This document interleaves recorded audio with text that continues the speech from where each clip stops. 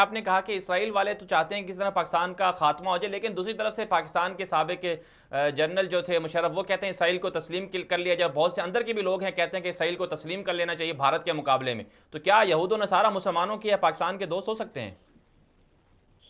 देखिए, यहूद और नसारा से ज्यादा जो चीज अल्लाह ने जो आयत की है ना, वाले जो आयत है जी, तो वो उसमें अल्लाह कहते हैं कि तुम्हारे साथ जो अशद नाश वाली सबसे ज्यादा तुम्हारे साथ दुश्मन वो होंगे जो यहूदी होंगे और या खुला शिरक करने वाले। तो असल मतलब ये है कि इस वक्त जो गठजोड़ इंडिया और इसराइल का है वो आपका कभी नहीं कबूल नहीं करेगा उस तौर पर। आप क्या समझते हैं? इसराइल के साथ आप मिल जाएंगे तो इसराइल आपको कबूल है, टर्की के साथ रिलेशनशिप है, क्या कर लिया? तो कबूल कर लिया उसने। इस अच्छी के तल्लुकात थे, बहुत जबरदस्त तल्लुकात थे उसके साथ, क्या कर लिया?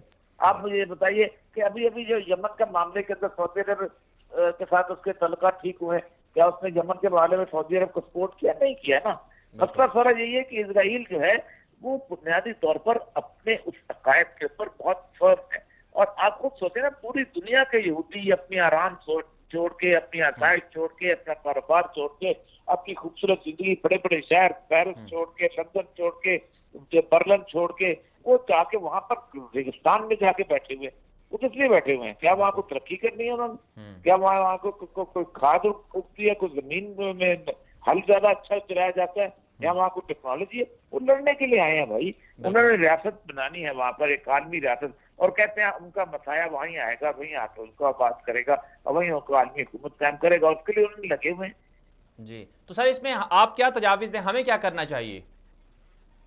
देखिए, पहली बात तो ये है कि हमें इस वक्त किसी तौर पर भी एक किस्म की, जिसे कहते हैं ना, ख्वाहिश नहीं करनी चाहिए कि यमन हो सके। क्योंकि मैं तो समझता हूँ कि रसूलुल्लाह सल्लल्लाहु अलैहि वसल्लम की हदीस जो है उसमें इस वक्त जो है वो आना ही आना है। और अगर आप अपने आप को उन हदीस से अलहदा करके आप सोचेंगे, और आप तो यकीनन आप फॉरेन पॉलिसी भी खराब हो जाएगी।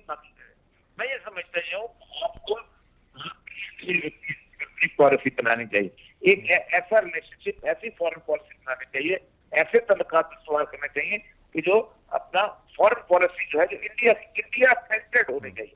क्योंकि इंडिया से आपकी लड़ाई होनी ही होनी है, ये बात है। जैसे अरबों को भी एंटी इसराइल पॉलिसी बनाई हुई थी, अब खराब कर रहे हैं और खराब होंगे। जब से अरबों ने इसराइल से तल्लुकात इस्तेमाल किए हैं इंसानों की तरह के ढंग से, कोई उनका मुल्क अमन में नहीं है। ना शाम अमन में है, ना इराक अमन में है, ना मिस्र अमन में है, ना उर्दन अमन में है, ना लीबिया अमन में है। जब से उन्होंने इसराइल, जब तक इसराइल के खिलाफ थे, इराक में सद्दाम हुसैन बैठा था, बड़े स्ट्रॉन्ग थे, वहाँ असद बैठा हुआ स्ट्रॉन्ग थे, वहाँ नासर बैठा हुआ स्ट्रॉन्ग थे, तब तो यहाँ फैसल बैठा हुआ स्ट्रॉन्ग थे। जब से उन्होंने दोस्ती शुरू किया, उनकी तबाही बर्बादी कर देना शुरू हो गए।